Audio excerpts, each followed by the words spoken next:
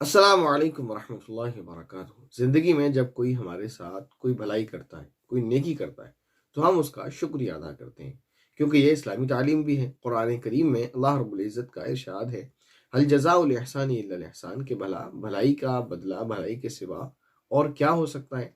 और इसी तरह ये हमारा कल्चर भी है, हमारी तहज़ीब भी है कि जब कोई हमारे साथ कोई नेकी करता है तो हम उसका शुक्रिया अदा करते हैं।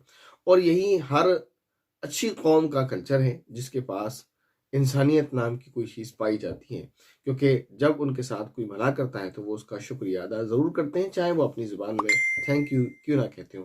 तो ये तालीम याफ्ता कौम की पहचान है और तहज़ीब याफ्ता कौम की पहचान है, अच्छे लोगों की पहचान है कि जब उनके साथ कोई भला करता है तो उसका शुक्र अदा करते हैं और करते रहना चाहिए। लेकिन एक सवाल ये आता है ज़हन में कि वालिदैन ने हमारे साथ इतने अच्छे सारे काम किए हैं, सारी ज़िंदगी उन्होंने, तो हम उनका शुक्रिया कैसे अदा कर सकते हैं? क्या हम उनको जज़ाकल्लाह कहें, उनको शुक्रिया कहें, उनको थैंक यू कहें? किस तरह उनका शुक्र अदा करें?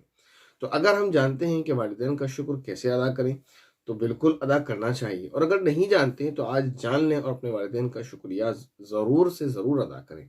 और वो बहुत आसान तरीक़ा है, कोई मुश्किल तरीक़ा नहीं है। वो तरीक़ा क्या है? हज़रत सुफ़ियान बिन उयैना रहमतुल्लाह अलैह फरमाते हैं कि जिस शख़्स ने दिन में 5 नमाज़ें पढ़ लीं, उसने अल्लाह का शुक्रिया अदा कर दिया। और जिसने उस 5 नमाज़ों के बाद, हर नमाज़ के बाद, यानी उन 5 नमाज़ों के बाद जिसने अपने वालिदैन के लिए अल्लाह रब्बुल इज़्ज़त से दुआ कर ली, तो उसने अपने वालिदैन का शुक्रिया अदा कर लिया। तो अपने वालिदैन का शुक्रिया अदा करने का कितना आसान तरीक़ा है कि हर नमाज के बाद उनसे उनके लिए अल्लाह रब्बुल इज़्ज़त से दुआ करें। वो दुआ क्या है? वो दुआ आप अपने अल्फाज में भी कर सकते हैं। बहुत सारी दुआएँ कुरान में हैं, बहुत सारी दुआएँ अहादीस में हैं। जैसे कुरान की एक दुआ है, रब्बिरहमहुमा कमा रब्बयानी सगीरा, ऐ मेरे रब, इन दोनों पर, मेरे वालिदैन पर ऐसे रहम फरमा जैसे इन्होंने उस हालत में मेरी केयर टेकिंग की थी जब मैं बच्चा था, छोटा था, इन्होंने मेरे ऊपर रहम का मामला किया था। इसी तरह और भी दुआएं हैं। इसी तरह सूरह नूह में आखिरी आयत है, रब्बिग़फिरली वलिवालिदैया वलिमन दखल बैतिया मुमिनन वलिलमुमिनीन वलमुमिनात। तो ये दुआएं, इसी तरह बहुत सारी दुआएं हैं जिसमें अल्लाह रब्बुल इज़्ज़त ने कुरान करीम में वालिदैन के लिए दुआ का तरीका यूँ बताया है कि इस तरीके से वालिदैन के लिए दुआ करें। और इसके अलावा अहादीस में भी है, और इसके अलावा आप अपने अल्फाज में भी दुआ कर सकते हैं, अल्लाह हमारे वालिदैन की मग़फ़िरत फरमा दे, उनसे जाने अनजाने में जो कोताहियाँ हो गई उनको माफ़ फरमा दे, और हमारे वालिदैन ने हमारी परवरिश के लिए, हमें पालने के लिए जाने अनजाने में जो तेरी रज़ा के ख़िलाफ़ काम किए हैं, क्योंकि बाज़ मरतबा इंसान मजबूर हो जाता है और औलाद की खातिर खुदा की नाफरमानी कर बैठता है।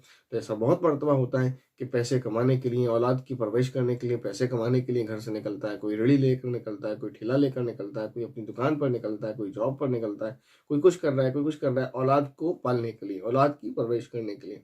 और उस औलाद की परवरिश और उस औलाद को पालने के लिए, उसको आगे बढ़ाने के लिए, उसको पालने के लिए अल्लाह की नाफरमानी मोल लिए हुए कि ठेले पर है, नमाज़ों का वक्त हो रहा है, नहीं नमाज़ पढ़ रहा है, रेहड़ी पर है, नमाज़ों का वक्त हो रहा है, नहीं नमाज़ पढ़ रहा है, जॉब पर है, नमाज़ों का वक्त हो रहा है, नहीं नमाज़ पढ़ रहा है।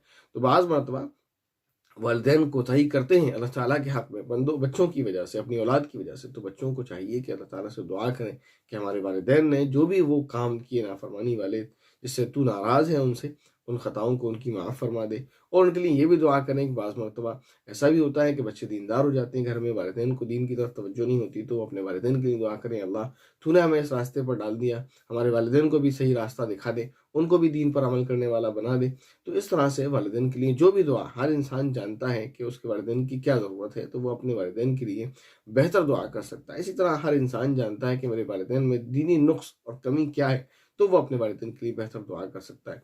तो आइए आज हम सब मिलकर ये अहद कर लें कि हर नमाज के बाद अपने वालिदैन के लिए दुआ ज़रूर करेंगे, और अपने वालिदैन का इस तरह शुक्रिया अदा ज़रूर करेंगे कि अपने वालिदैन के लिए दुआएँ करें। उनके, अगर वो इस दुनिया से जा चुके हैं तो उनके लिए मग़फ़िरत की दुआएँ करें, और उनके लिए कुरान करीम पढ़कर ये सारे सवाब करते रहें। इसी तरह उनके नाम पर किसी गरीब को सदका करके ये सारे सवाब करते रहें।